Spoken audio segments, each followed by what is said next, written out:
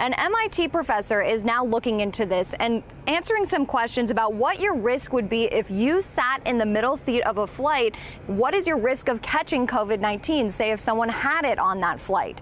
Now, he assumed everyone would have a mask and that a mask is 82% effective in stopping the spread of COVID-19. He looked into research on the transmission of this virus and the numbers here as well. With that, he found 1 in 4,300 is your risk of catching COVID-19 on a full plane with those middle seats, a passenger seated in them.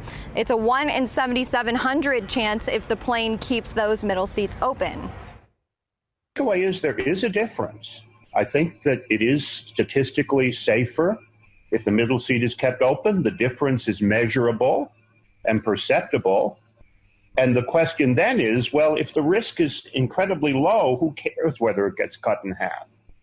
Then the issue is, do people really think this level of risk is incredibly low?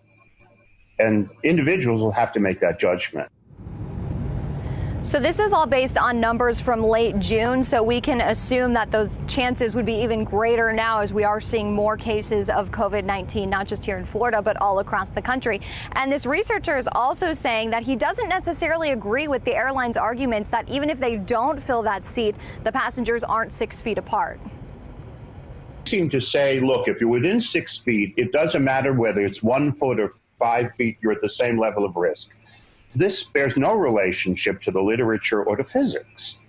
I mean, the closer you are, statistically, the greater is the risk. He's submitting his research this week to be peer-reviewed, but he says he wanted to make it available publicly before then so people could have this information. Lawmakers, passengers, flight crew unions have called on the FAA to set policies for containing this virus.